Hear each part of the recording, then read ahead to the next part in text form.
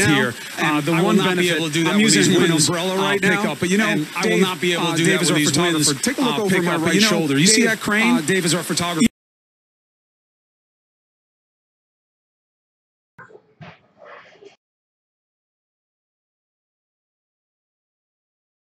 The energy that's being set against them by the wind, they distribute the energy that's being set against them by the mechanism. They distribute the force and they rotate around. It's a safety mechanism. So it's a good thing if you see them beginning. And we are getting pummeled. And another thing that you notice quickly, and we are getting pummeled. And another thing that you notice quickly is that this ground is spongy. It cannot take water. It starts to pool and puddle minutes into any type of heavy downpour. And that is part of the ingredient structure that goes into a bad flooding situation. You don't have absorption to start with. All right, so that's where we are in Naples. We were just with Miguel Marquez in Port Charlotte, a little bit north. There, it's still okay.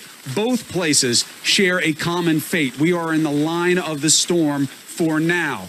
What are the preparations? What are the expectations? We have people everywhere. We have Renee Marsh. She is in Washington, D.C. at the FEMA headquarters. Now, you just talked to the acting head of Homeland Security, Elaine Duke. She took over, of course, for General John Kelly, who's now the president's chief of staff. What is the word on the Homeland front? Well, Chris, I can tell you this 24 operation is getting busier as this storm continues to get closer to the United States. And I'm actually joined live now with acting DHS Secretary Elaine Duke. Come on in. I know you just met with the head of FEMA. Kind of give me an update on what came out of that briefing. Well, we are poised. We have the U.S. Virgin Islands that we are going to start search and rescue on as soon as the weather permits, and then the storm coming through Florida. We expect it to be through the Keys early morning hours, and then throughout Florida the rest of the day. It's going to be a catastrophic storm, and we are poised and ready. So when we talk about this specific hurricane Irma that's coming towards the United States, what is your greatest concern? Our greatest concern is that it is going to likely become a Category 4 again. The winds are going to be powerful and sustained. Electrical outages will be extremely broad and probably long-lived. It will take a long time to put the electrical grid back together, and that's going to be a hard recovery for those survivors in Florida. That's right. We're talking about millions of people, upwards of 5 million people without power. No power also means no clean water, no waste management. How will the federal government respond to help millions of people who may not have power or even clean water in some areas? We are pre-positioned to help Governor Scott in the state of Florida in the surrounding areas. So things like generators, fuels. So as Governor Scott sees the need for these, we are ready to come forward. I saw the president this morning. He is motivated to help the states as we go through these hurricanes, including the continued recovery in Texas. And what about these evacuation plans? I mean, you know, Florida has tons of hospitals, a lot of elderly people. Are you confident in the evacuation plans that were pulled together by the federal government assisting the states to make sure that the most vulnerable are able to get out and we don't see people flooded out in nursing homes or hospitals because they just weren't able to get out? I think the early evacuation orders will really help with that, so it's not a last-minute surge. We will have priority for hospitals, elderly facilities, those type after the storm, but orderly evacuation is very important. And on this topic of evacuation, I mean, we've heard the head of FEMA saying, get out. You have to go. If you're in a low-lying area, get out. But some people may be concerned. They don't want to go to a shelter because they worry that DHS may enforce immigration laws and things of that sort, or enforce immigration issues if they are not legal here. What do you have to say to those folks who may be concerned they don't want to go to a shelter because they're afraid? Thank you for that question. We are doing no routine immigration enforcement. We are not doing immigration enforcement at the shelters. Everyone should be safe to go to a shelter and seek the safety, the food, the water they need. Acting Secretary Elaine Duke, thank you very much. Chris, we're going to throw it back to you. All right, Athena, thank you so much. An important interview. It is good to know that government on all levels is coordinating to meet the needs that come here. Now, we've all heard the definition that luck is when preparation meets opportunity. Preparation is a key part of that equation, and to know that they put the evac plans in place, hopefully the people who need to heed them did so, that they have the resources, they have the shelters as best as they can. Now, what's the biggest variable? The opportunity. What is this storm going to bring? Right now, here up in Naples, this was not the expectation just a couple of days ago that you'd be seeing these heavy bands these quickly. Let's get the word from the governor. Governor Scott of Florida is giving us the latest update right now. South Florida is already experiencing tropical storm force winds and dangerous seas. Hurricane Irma is battering South Florida and the Florida Keys with dangerous winds and continues to remain a catastrophic and life-threatening major Category 3 storm with winds of 125 miles per hour. The center is getting better organized and will intensify as it approaches Florida. The core will move across the Keys early tomorrow morning and go across our state on Sunday. It will impact northwest Florida on Monday. The Keys will see direct impact of the eye of the storm. There will be 18 to 15 inches of rain across the state and up to 25 inches in the Keys.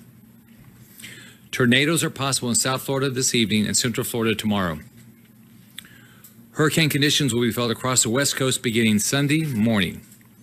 But tropical storm conditions will be felt across the warning area. Millions of Floridians will begin seeing impacts with life-threatening winds tonight. This is a serious threat of significant storm surge along the entire west coast of Florida, and this has increased to 15 feet of impact above ground level in southwest Florida. Tampa will see a surge of 5 to 8 feet. The Big Bend area will see a surge of 3 to 6 feet. We'll also see an increase in flooding of rivers throughout the peninsula. This is clearly a life-threatening situation. Remember, in southwest Florida, the storm surge comes after the strongest winds. Do not think the storm is over when the wind slows down. Local officials will let you know when it is safe. The storm surge will rush in and it could kill you. When it happens, the water just rushes in and rushes out. With the storm's latest track, families in the Panhandle need to be on high alert for severe weather, including tropical storm and hurricane force winds.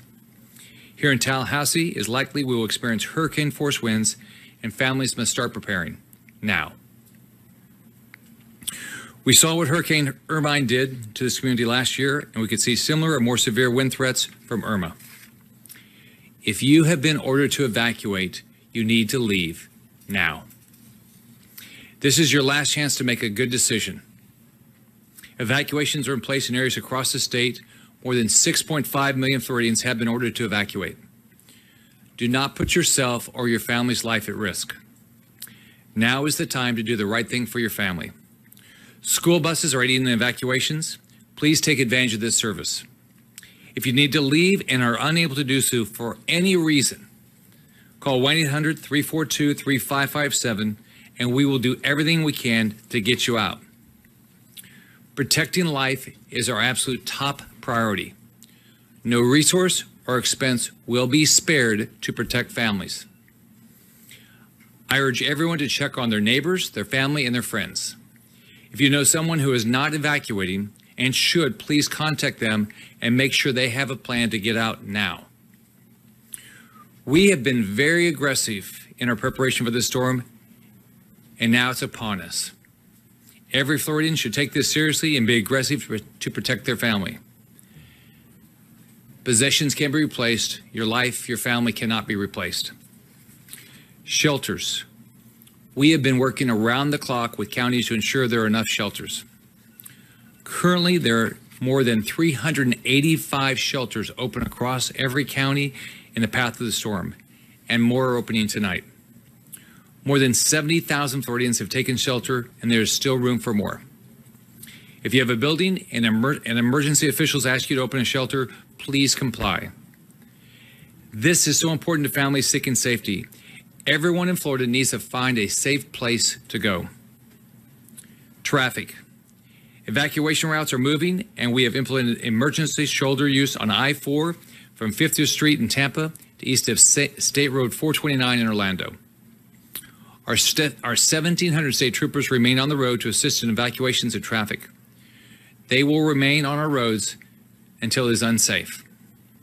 Check real-time traffic information and evacuation routes at fl511.com. We are still aggressively working to keep gas stations open and filled along active evacuation routes.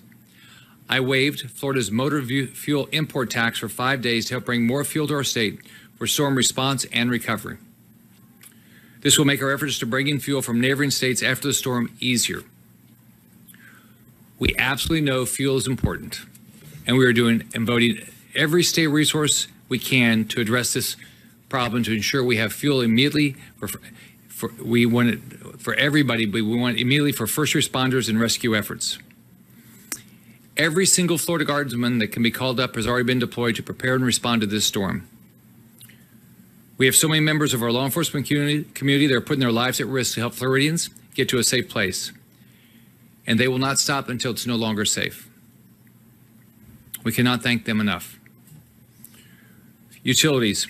Right now, more than 76,000 people are without power. It's going to get worse. Utility providers have actively pre-positioned resources throughout the state and in neighboring states. We know how important power is. We will aggressively work with our utilities to make sure it gets back on. Regarding recovery, we have search and rescue staged and ready once the storm passes and is safe for first responders.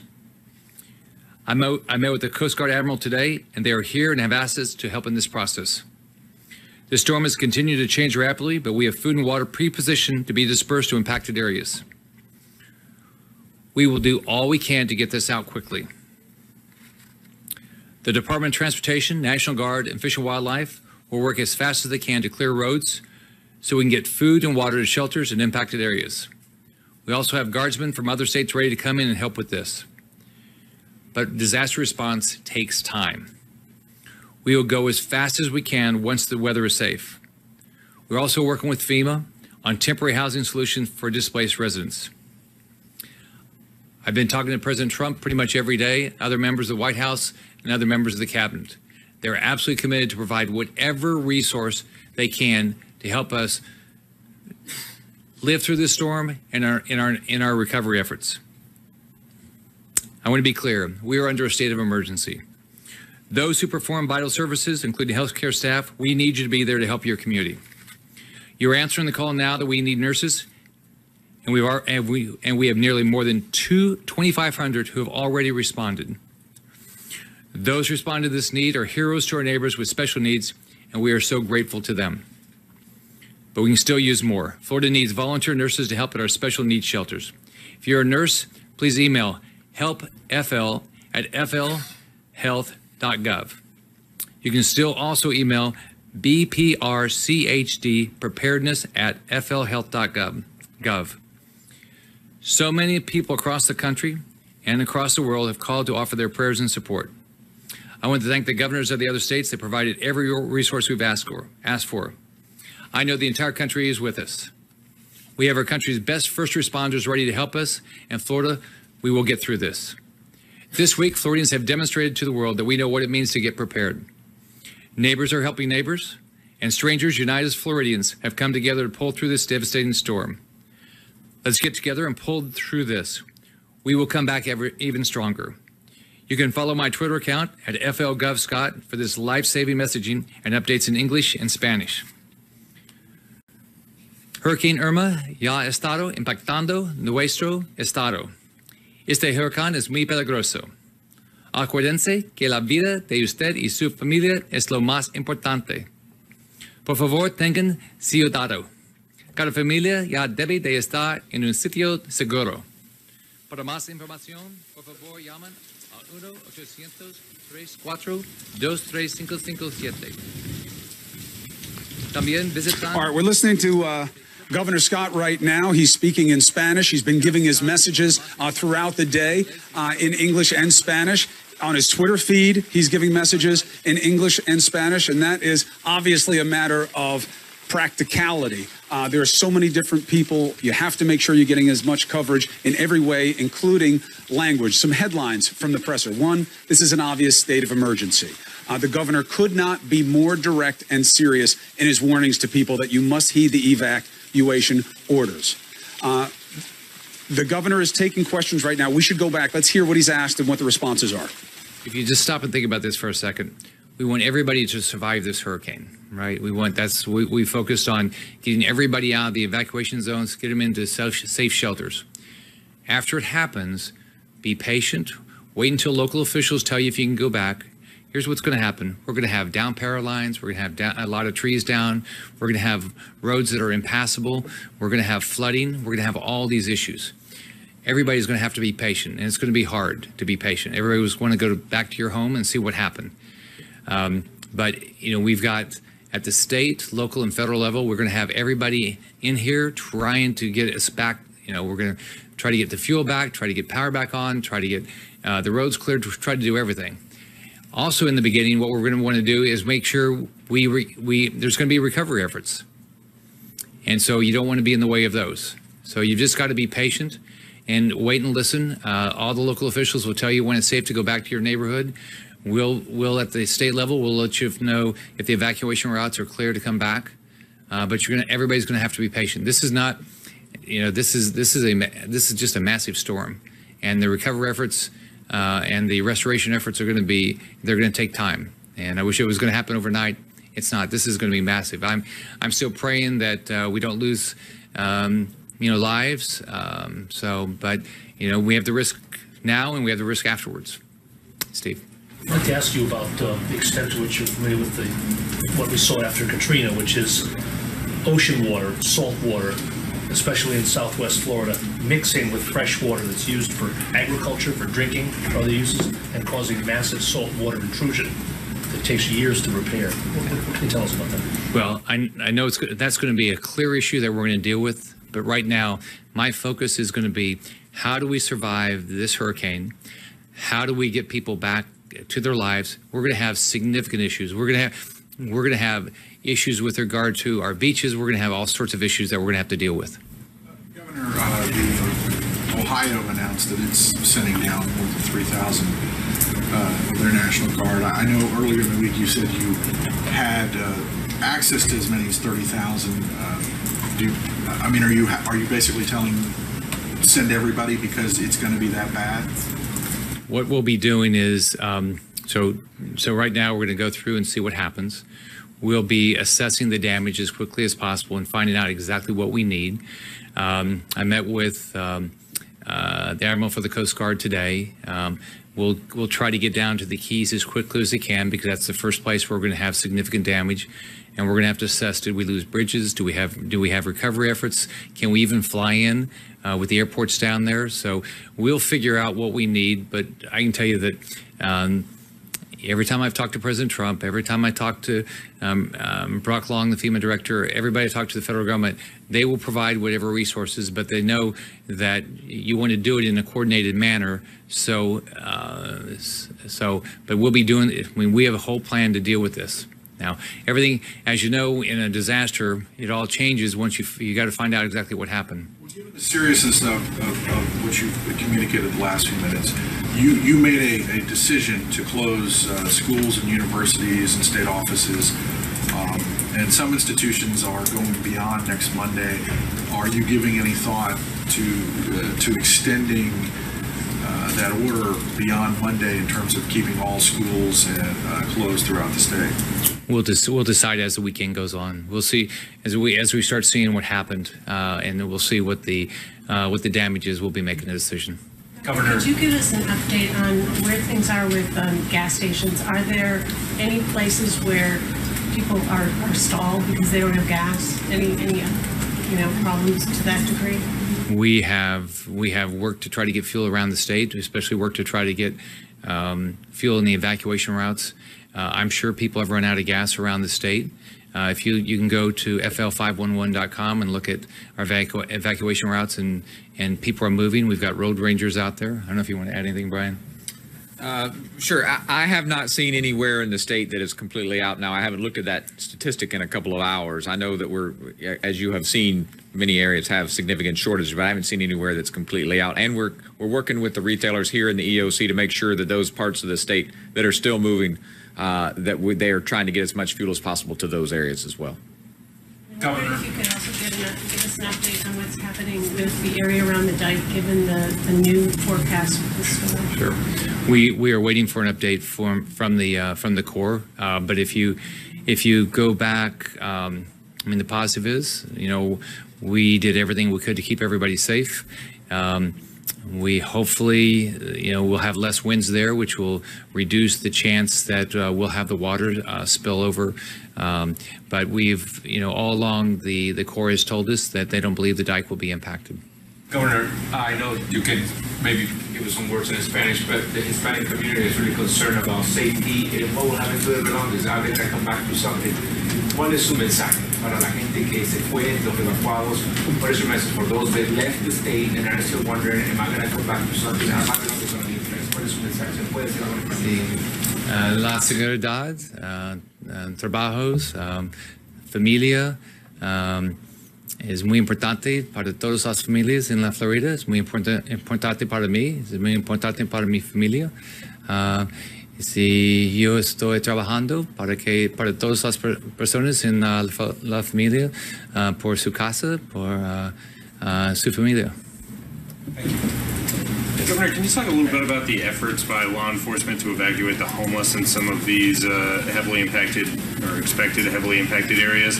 I read something that law enforcement is using Baker Acts to get some of these people off the street in some cases.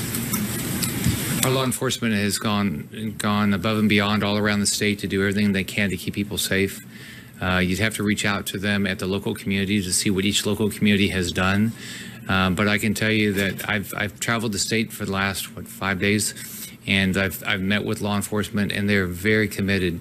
Every life is important to them, and I think they're going to continue as long as they can to do everything they can to get people to safety. What can people do now in these critical hours to be sure there isn't loss of life? Steve, I think the biggest thing is if you're in an evacuation zone, you've got to get to the shelter. I mean, you might not, or you've got to get someplace that's higher ground. You got to do it. There's not many hours left because the winds are coming. There's not going to be a lot of time now to be able to drive very far. So you got to get to the shelter. You can go to floridadisaster.org/shelter to find out where they are, or call your local emergency management team. And then the other thing is, if you ought to call your family and friends and make sure they're getting out and tell them how important it is to go to safety.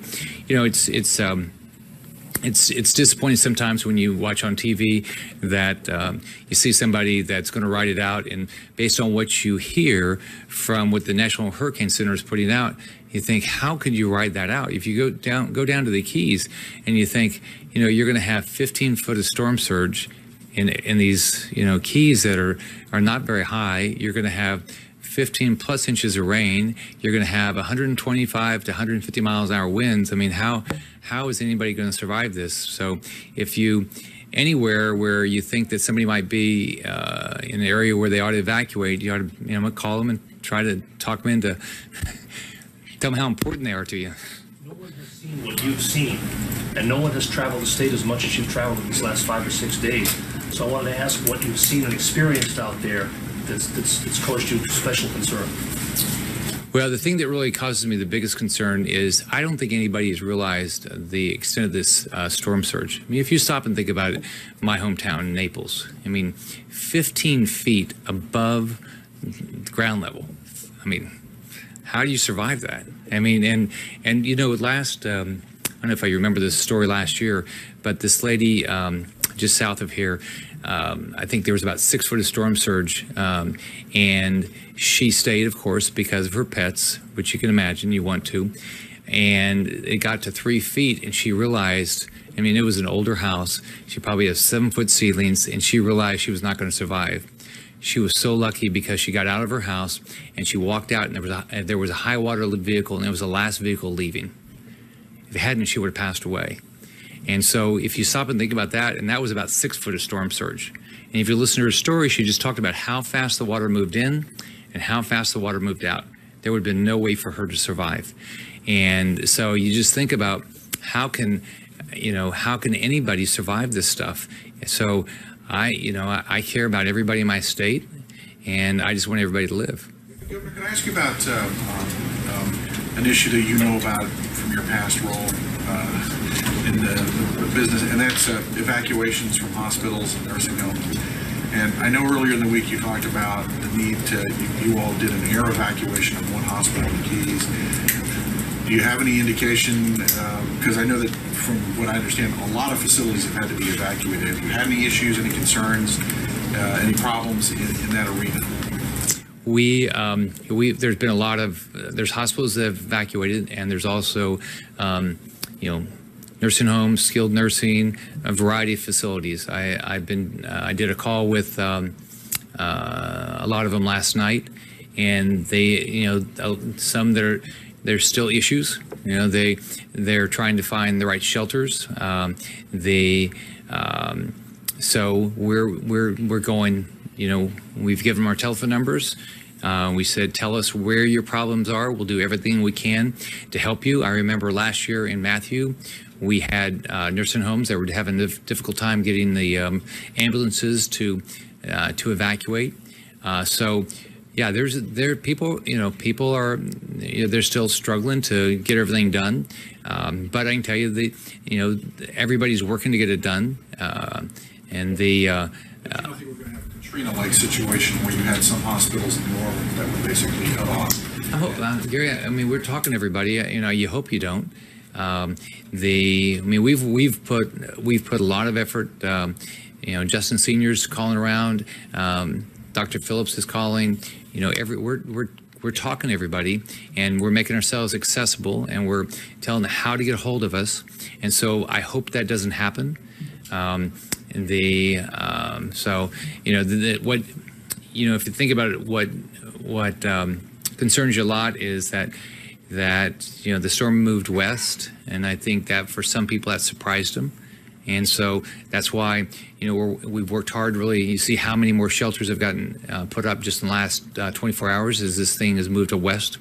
And it's two things. It's moved west, and the storm surge numbers is just, that is totally different than what anybody's ever seen. I don't think anybody alive today has ever seen in this state anything close to anything like this. 15 feet of storm surge above the ground level. That's I don't know how you survive that. What would you say a lot of the folks that came up here basically from South Florida, now they're more in the path than South Florida, should they stay here or go somewhere else? Or I think you should follow the weather and see what's going to happen. Look, if you you're not going to go drive back to storm surge, right? You shouldn't be driving back to 120, 150 mile an hour winds. So the goal is to keep following this. We're going to do everything we can to keep people safe. We're going to do everything we can to inform people of how to make the right decision for safety.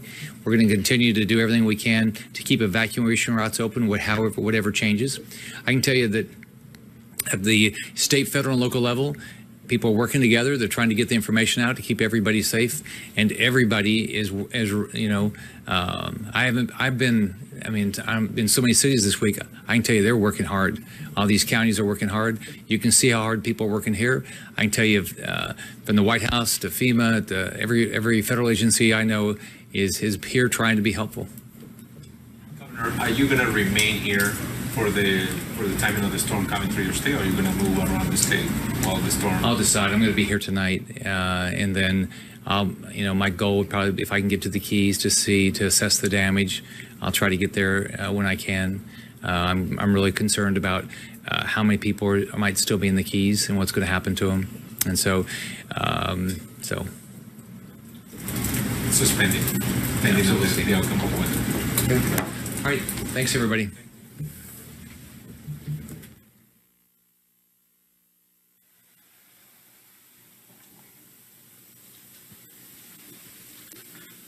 All right, we've been listening to the governor's press conference there. He was taking questions from people. His message is fairly simple and straightforward. This is a state of emergency. He was answering questions and giving information in English and Spanish. He's trying to get as much coverage as possible of this situation. We are in a place that he was talking about very specifically, Naples. This is where he has a home, and he's describing the impact of storm surge. Now, you may have heard this several times if you've been watching the coverage, but it bears repeating. Storm surge is not about how much farther onto shore the water comes as a simple matter. It's about the volume of water. Storm surge is about, let's say it's 10 feet more off the surface of the water and up. So an entire area can be inundated because of storm surge, and that's the concern in a place like Naples. So the city is a mandatory evacuation zone. The mayor told our Ed Lavandera he is optimistic about what happened with evacuations, that people here actually were ahead of the curve. Even before the path shifted to the west, which is where Naples is along the western coast of Florida, people got out. Of the 19,000 people in the city proper, they believe several thousand are left. That's better than in most areas in terms of the percentage of evacuees. So this place has that going for it. It is very low in most spots and spongy. We've been watching how in these bands of rain, which have been significant, but nothing like hurricane force, the water pools up very quickly. The streets flood very quickly, which means it just doesn't have the tolerance for rain over time, which is exactly what the hurricane will bring. So if you are here, you need to get out if you can. And if you cannot get out, you need to seek shelter, okay? So simple message, other high points from the governor. 25 inches of rain expected in the Keys. 10 to 15, maybe closer to 20, many different areas of Florida. The whole state, head to toe, he expects serious impact.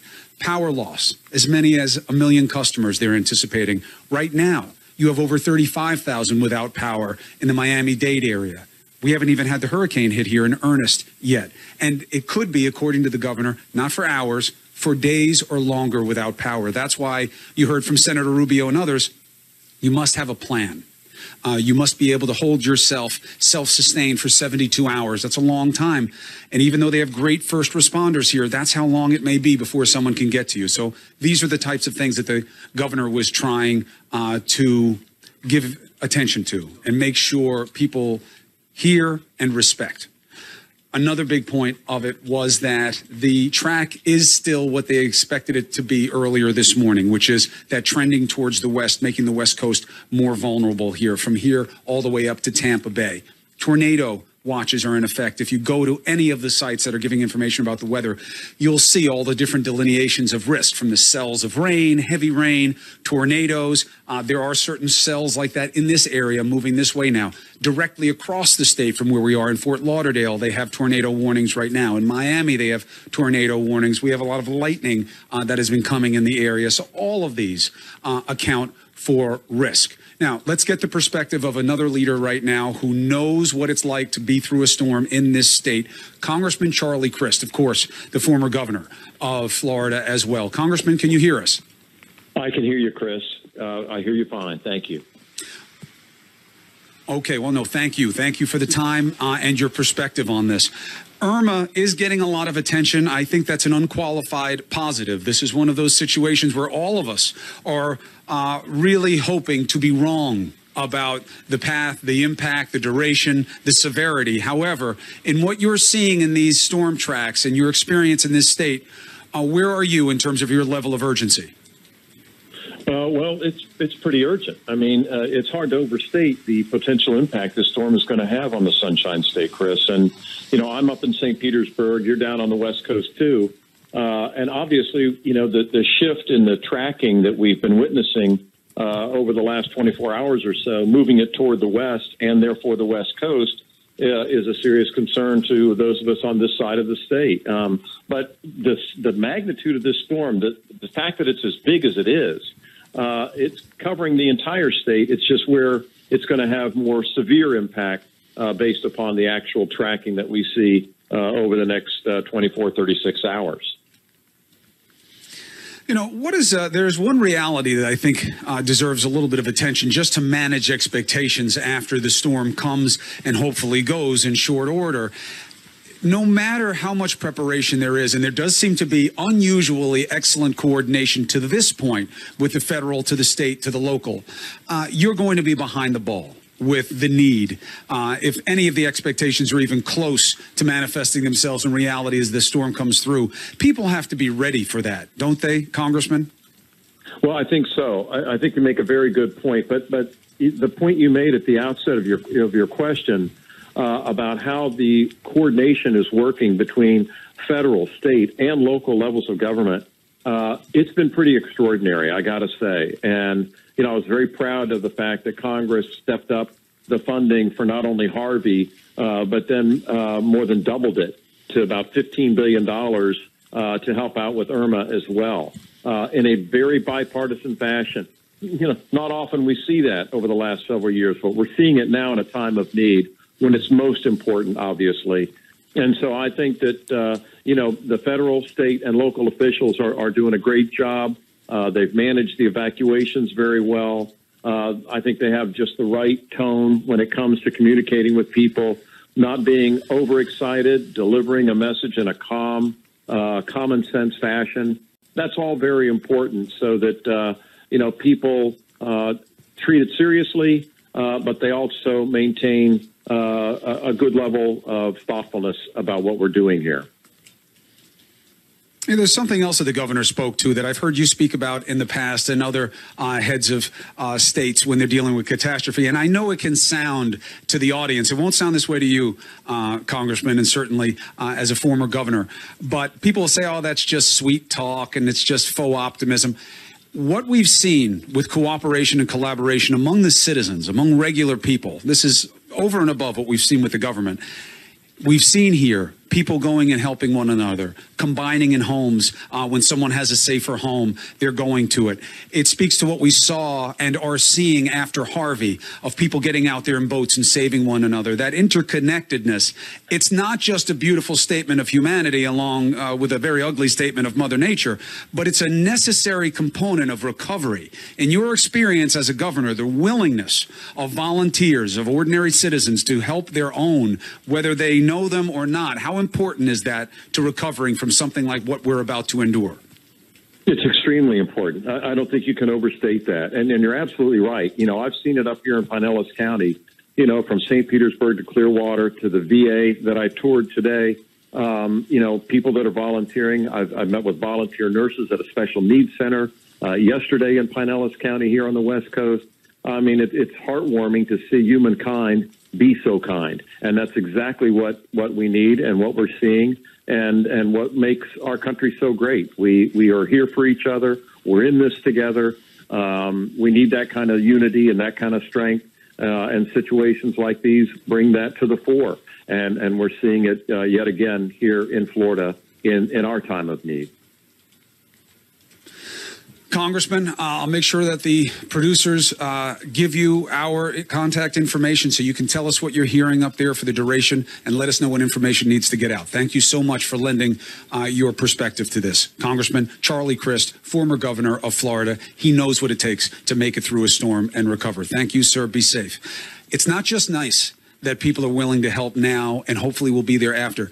It's necessary. It's fundamental to what will go into getting better quickly after what happens here. And Hurricane Irma, no matter where it is, no matter how bad it is, it's going to be significant. You're going to feel it. It's going to last for some time after. Every model suggests it. Every expert predicts it. So you have to prepare for it. And it seems as though those in power are doing exactly that. Let's take a quick break. When we come back, there's no question that we may see the worst of Mother Nature. Hopefully we will see the best of human nature. We're going to show you how people are getting ready for this storm and helping one another when we come back. Please be safe and stay with CNN. Key West. This is one of few that we've had today. There will be many. In fact, it's not unusual to have 50, 60, 70, 75, 80 tornado warnings. I know Harvey had over 200.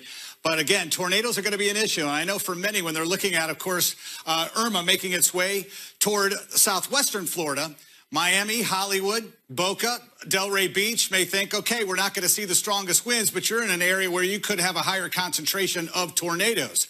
Now, again, as we continue to watch this, Anderson, make its way off the coast, I'm going to show you a radar in a minute. Very interesting now to continue to watch the eye.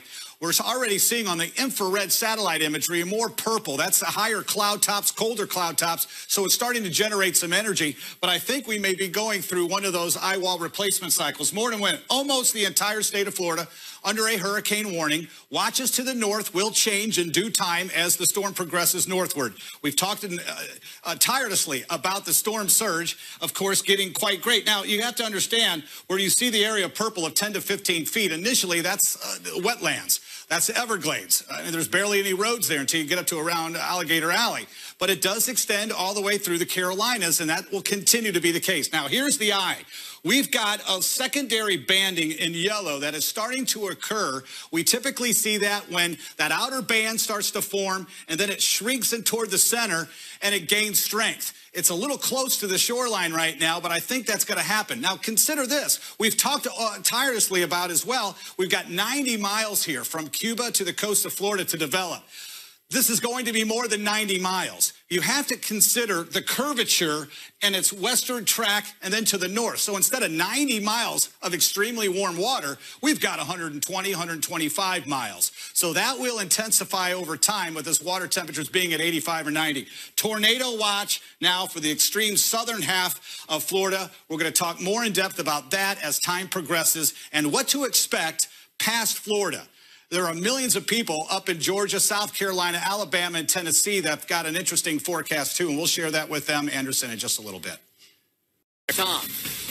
Yeah, John, we continue to watch the storm center now, making its way away from the coast of Cuba. We knew it would make its way here, and all week long, since actually last weekend, we were saying until the storm reaches Cuba and turns northward, we just do not know for sure where landfall will be. The computer models, we pushed into them and rely on them, and they have been fluctuating earlier this week to the east and now more of a push to the west. And we're going to continue to watch that because the steering currents mean everything, but this is such a monster storm, it really doesn't mean anybody's going to miss out on this. So we are watching the development. The pressure is dropping. Most likely we're going to see an increase in the winds because it takes a while for the winds to catch up to that pressure drop. In fact, 125 miles per hour, I wouldn't be surprised to see it up to 130.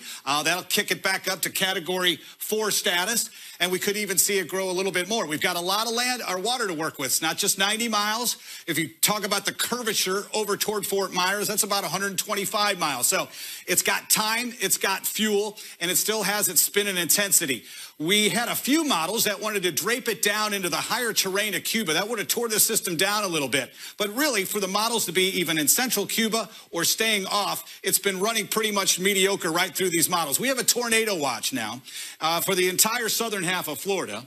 That will continue to move northward in time as the storm approaches. We've had a few warnings. We've got a warning right now in Key West for a tornado. So that means it's either Doppler indicated or visually indicated. So again, on the ground, as the bands continue to move in, the wind gusts will increase. There will be times of a complete downpour activity and then a couple of quiet times. But we are going to see a gentle increase in the winds. The forecast, which shows the spin and the rainfall, bright red are your heavy downpours. And again, our storm surge is going to be significant, mainly first in the Everglades. Of course, Miami, we're watching them closely, but the real significant increase of the storm surge in the Everglades. And that's good news. It's wetlands.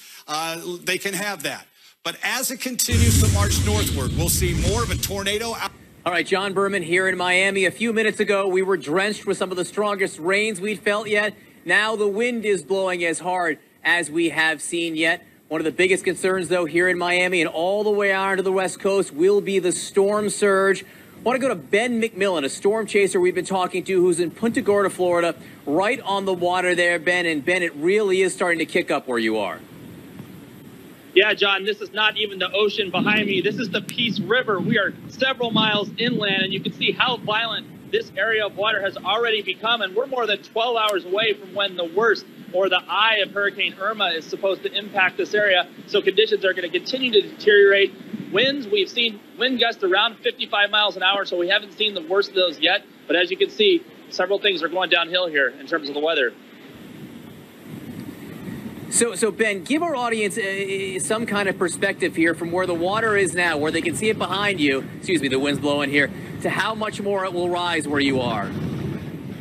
Well, there's only about 3 feet here, John, of protection from the river up here into the city of Punta Gorda, a city of around 20,000. We're expecting surge of about 10 to 15 feet. So that will rapidly overcome these barriers, and the water will potentially go into the city if that hurricane stays on track. And Ben, again, you've watched a lot of storms in your career. What is unique about Irma? The biggest thing is just how long it's going to stay paralleling the coast over water. Water is what these hurricanes thrive on, what gives them their energy. And with that track, keeping it just off the Florida coast from Naples to Fort Myers and up towards Tampa, they could all be experiencing potentially very violent conditions come daytime tomorrow. All right, Ben McMillan for us in Punta Gorda. Again, the storm surge there could be 10 to 15 feet, not just on the coast, but also the rivers and bays. Ben McMillan, thank you so much. CNN's special live coverage continues right now. This is CNN Breaking News. Where I'm going first. For coming into CNN's continuing coverage of Hurricane Irma. You see John Berman in Miami. We are now in Naples, Florida, along the western coast. This path has shifted with the hurricane. We heard about it early this morning. The change has stayed in terms of what the expectation is, that the central to west coast of Florida is now expected to see the worst of Hurricane Irma, from here all the way up to Tampa Bay. Right now, I'm going to give it to John Berman, who is in Miami. I'm going to try to get my communications back. John, I can't hear you, but you can hear me. So tell people the situation down there, and let me try to get reconnected. All right, Chris, take care of business over there. We're sort of the appetizer for what Chris is going to get over on the west coast of Florida. What he gets on the west, we get here first in Miami. We just got drenched about 20 minutes ago with the strongest rain bands we have felt yet. And now the wind is really blowing stronger than we have seen up until now. Hurricane Irma, a Category 3 storm, but it will get stronger. And it has started to make that northward turn. It passed Cuba. It pounded the north coast of Cuba. Now headed north, the Florida Keys, the next target before turning over the Florida Peninsula and potentially bringing devastating storm surge to some parts of the west coast of Florida, Naples, Fort Myers, all the way up into Tampa. And Miami will not be spared either, even though the eye will not hit here, expecting a storm surge of 3 to 6 feet. Still a lot of concern, still evacuations in place, still curfews that will be starting very shortly in some parts around here. Let's get straight to the CNN Weather Center. Tom Sater is there to give us a sense of just where the storm is now and what we can all expect. And by all, I mean the 20 million people in Florida, Tom, in this storm's path.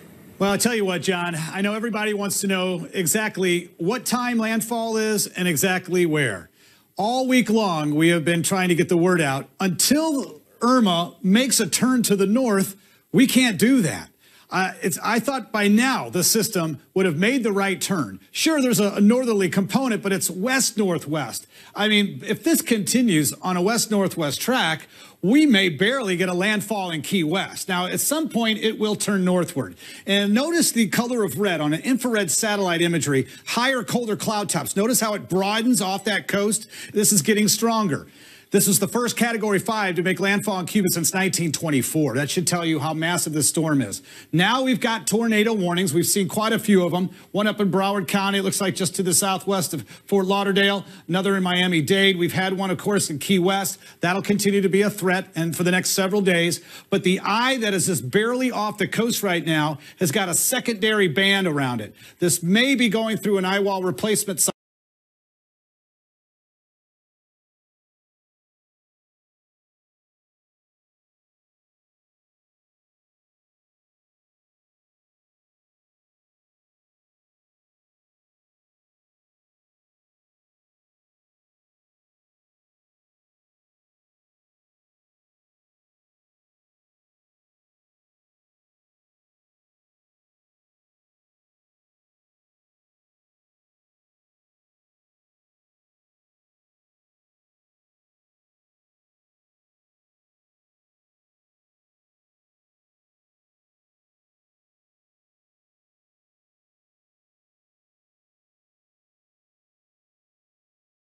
of the eye wall is where the winds are the strongest. Now, everybody's talking about Charlie back in Punta Gorda, right?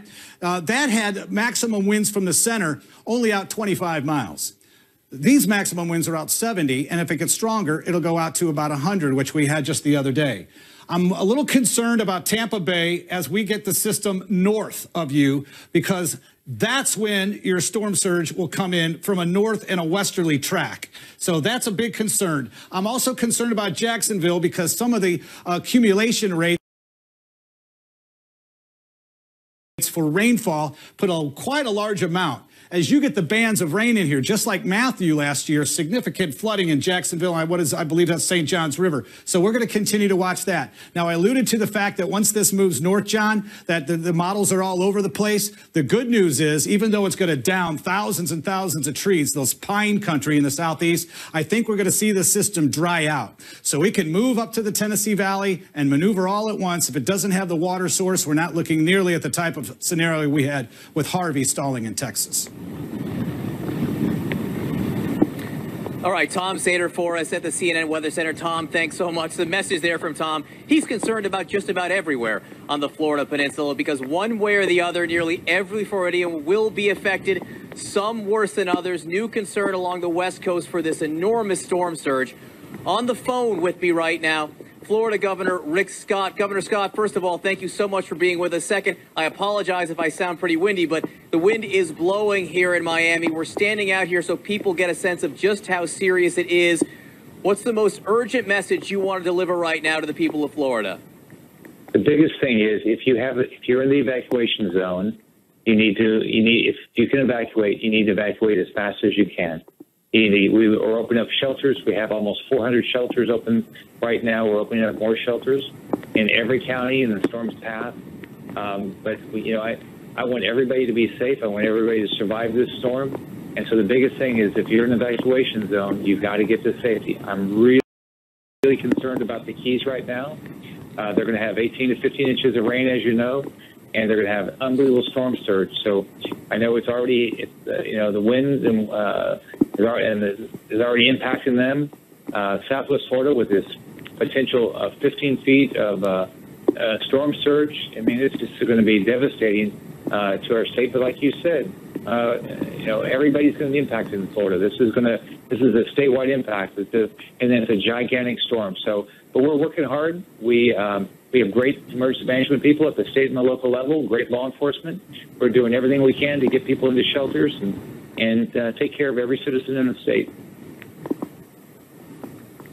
Governor Scott, we've seen you so many times every day over the course of this week delivering such a consistent message, and it is important to keep on delivering it so people heed the warnings. We have heard from some people on the west coast of Florida. Again, these shelters are open. There is space in them, but in some cases, the public buses to get to these shelters have stopped running. So if you are still at home in one of these cities and you want to get to a shelter, what do you do? Well, you call 1-800-342-3557. 1-800-342-3557. That's the state emergency number. We're going to keep we're going to do everything we can to help you evacuate until we can't go anymore because of either the wind or the water, or the rain, whatever it is. We'll do everything we can. I know local law enforcement is doing the same thing. We want people to get to safety, but do it as fast as you can, and just every place where you can get to safety, you need to get to safety, whether it's a shelter, a family, or a friend. It's not convenient. It's not like your house. The evacuations are not convenient. It's no fun. But I want everybody to live. I love my family. I know everybody loves their family, and they want to see them all after this storm. Governor Scott, people can see wind. One of the reasons we stand out here is so people can see the force, so they understand how serious it is. For a lot of people, storm surge is sort of a theoretical concept, not something necessarily they've seen firsthand. And along the West Coast, especially Naples, where I know you're from, and up in Tampa, these are low-lying cities. Tampa, the bay there, that water could come up, and a whole lot of people could be affected. What's the plan? The plan is we're telling people where we believe the impacted areas are. We have evacuation zones where everybody is doing everything to get these people out of these evacuation zones. We're continuing to monitor this storm as it's moved west, and these storm surge numbers have gone up so fast. And you're right, people don't know what it means, but just stop and think about it. If you had a wall of 15 feet of water just come in so quickly and then pull out so quickly. We had a hurricane last year up in the Panhandle, and there was a lady that we had 6-foot storm surge. She stayed in her house because of her pets. At 3 feet, she knew she wouldn't live, so she finally got out. She only survived because she just happened to have the last high water vehicle was just driving by her house on the way out. If it wasn't for that, she would have passed away. You can't survive these storm surges. You just can't survive them. And, so you've got to get out. You've got to evacuate. I know all across the state, we're still trying to get everybody to safety. But this storm's coming. Once the storm's here, we can't evacuate anybody. Right. The only way to keep yourself safe from storm surge is to get out before while there's still time. Last question, Governor Scott, if I can take up one more minute of your time. What do you need right now? I need everybody to listen and get out. That's the most. From my standpoint, at this point, we've done everything we can to prepare. I need every citizen that's in the evacuation area to say, I love my family. I love my friends. I'm going to go to safety. I'm not going to take a chance of riding this out. There's no fun in riding this out. All this is life-threatening, and I'm not going to do it. And that's what I want everybody to say to themselves and do everything they can to get to safety. Governor Rick Scott, thank you so much for being with us. Thank you for the continuous message you've been giving to the people of Florida to get to safety and take this storm very seriously. It's going to be a long night for the people of Florida, going to be a long night and long day for everyone, including you. So good luck. Thank you for your time, sir. Thank you. All right, Governor Rick Scott of Florida. We saw him just a few minutes ago briefing. I promise you we will see him again. One of the key things that you need to do as a public figure is keep the people informed. People do have the information of just how dangerous this storm is. It's up to them to listen. I think Chris Cuomo back in Naples, it's hard to get communications out in this type of storm. Chris Cuomo back in Naples has things sorted out. Let's go back to him. Chris? Well, John, that's the job. I mean, that's why we're here, is to get out the information. We heard from the FEMA director yesterday saying, look, the job of the government is threefold. It's inform, inspire, and then influence, especially before the storm, to get people out. Here in Naples, the governor was discussing a specific concern here. He has a home here, but that's not his concern. It's that it's low-lying, it's spongy, it can't take a lot of water, and it expects a lot of storm surge. We've had a couple of cells come through here, squalls, nothing the likes of which may come when Hurricane Irma is here in earnest sometime tomorrow afternoon, and the streets flood very easily. It pools quickly, and that lets you know that it just doesn't have a lot of threshold for water, and that means things are going to flood very easily. The number one killer in a hurricane is not the wind. I know intuitively you think it is, but it's drowning. And that storm surge is the number one component of that. That's why the governor keeps telling this story about an elderly woman who only survived because she got lucky. And that is a very important story, because you have to make a decision. Is it worth taking a chance with your life just to make sure you get and stay home more and get back into the business of recovering sooner? Because that's the proposition for a lot of the people that we are showing you on television who say, I'll be okay, I'll stick it out. I don't think it's going to be as bad. I've been here before. You're taking a chance with your life if you're in an area of acute concern. That's something for you to think about. Now, the governor, when he was giving his details, the big numbers, 70,000 are currently in shelters. They still need nurses to help with the elderly and the infirm. He said the need was 1,000. It's now less because so many of you who have those skills have stepped up, and thank you for that. When we've seen people stepping up to help one another, it is one of the most beautiful and essential components of recovery. He said they are expecting up to 2 feet of rain in the Keys. So let's get to Bill Weir. He's down there. Bill, two things spoke to your situation. One, the governor was worried about the amount of water you're going to see there, the amount of rain. And two, he hates seeing the people who say, I can stick this out. I know better than those who are telling me to go. You've been experiencing that firsthand. Absolutely. We've seen prime examples of both of those, Chris. We've actually moved our location over to the Biscayne Bayside. Rod, why don't you give them a shot of where we are? We're kind of huddled under a fish cleaning tiki hut there, but this will be the dirty side of the storm. Will maybe come up on this side. We're seeing, you know, it's sort of the battle of the bands. One comes and then it eases, and the next one comes stronger and more vengeance. But we're in this a little bit of a hurricane hole, as sailors would call it, surrounded by mangrove swamps.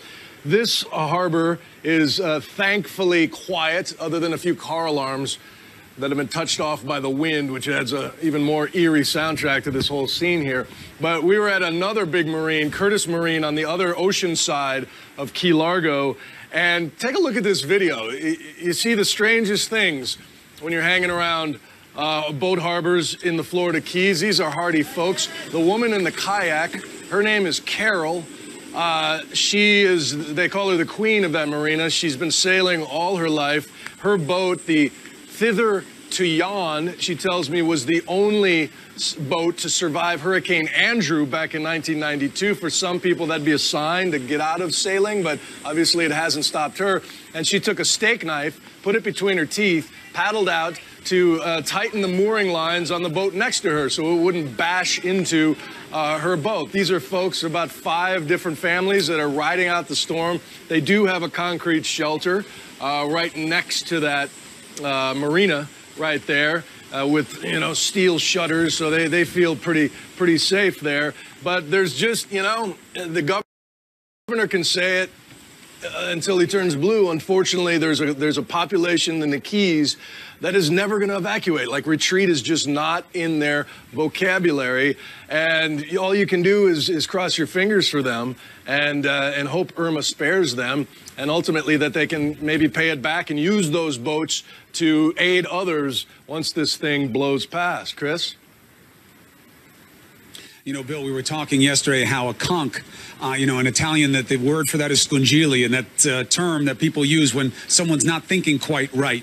You know, a little bit of this is tongue-in-cheek, and a little bit of it is deadly serious. The governor doesn't like hearing these stories of these people for a reason. We need to be there. Bill Weir is doing excellent work letting you know what's happening on the ground there, and actually it's helping the first responders and the government officials as well to assess the risk they'll have to deal with afterwards. So, Bill, thanks to you. Stay as safe as you can. We'll check back with you in a little bit. But remember why the governor doesn't like it.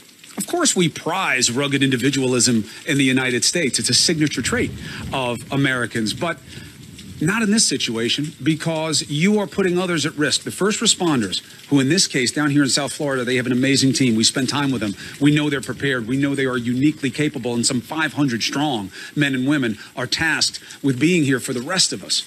But they've left their own families, and many of them are in jeopardy, to help save as many as they can. Why tax them any more than necessary? Why create risk? Why take a chance if you didn't need to? That's the assessment the governor wants everybody to make, and he wants them to err on the side of caution. This is a concern that has been specific to where Kyung La is. She's in Miami Beach, another spongy place, another place that's expecting storm surge, another place that has struggled with getting the mandatory evacuation orders heeded. Kyung, what have you seen in the last couple of hours since we last checked in? You know, there's still people walking about, Chris, and it's really astonishing considering that this place has been under a mandatory evacuation order for a couple of days now. And we're hearing some very strong words from the city to make sure that people heed it. In about 45 minutes, a curfew goes into effect, and the police have said that if you are out and about, you are subject to arrest. Now, I can say, to be completely fair, that this is South Beach, and it does look like many people in this astonishingly normally busy place. You can see it's completely boarded up. This part of it is completely empty. There aren't any people out. This is surprising for South Beach, so it does appear that some people are, you know, trying to heed the mandatory evacuation order. There's even a little bit of art here.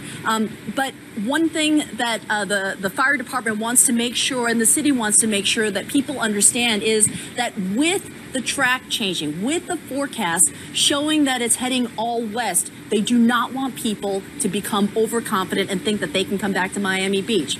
Here's what we heard from the city. Are you concerned that with the latest weather forecast, people will say, we're done. We're coming back. And we hope not. We want them to stay safe, stay inside, because this is still a highly, highly serious situation and dangerous. And they don't want people to come back. What they want to see is this. They want it to be completely empty. And we did see police officers who are out and about. So they are absolutely, Chris, planning on enforcing that curfew rule and talking to people and making sure that they get inside if they have not heeded that mandatory evacuation order. So one other thing I want to point out, Chris, if you could walk with me this way. You can see over here, the lights are still working. We actually have power here. There have been a number of places that have lost power in Miami, but here in Miami Beach, we have not. There's a guy on his bicycle. Hopefully he knows that at 8 o'clock that he is going to be subject to arrest. Chris? Now, Kyung, there had been reports that about 35,000 were already without power in Miami-Dade, in that catchment area. And, you know, that's a frightening suggestion because the storm isn't even here yet. They're expecting as many as 1 million people could be left without power, and not just for hours, but for days, maybe even longer. That is the word from the government officials tasked with monitoring the situation. Again, Governor Scott, in no uncertain terms, said if you are in a low-lying or an evacuation area where it's mandatory, heed the warning if you can. And if not, please have a plan and have the supplies you need to go as long as 3 days without any help. That's how long it could take. We're going to take a break right now. When we come back, we're going to go and speak with one of the people who has made this decision. They can tough it out. They'll be okay. They happen to be in Key West, one of the most vulnerable part of the Keys, which is the most vulnerable part of Florida. Please stay safe. Heed the calls to evacuate if you can, and stay with CNN if you're going to be watching the coverage. Outbreak possibility on the East Coast. We'll have the surge, of course, continuing up the East Coast. On the West Coast, winds will be out of the north somewhat, northeasterly. They will wrap around. I think Tampa is going to have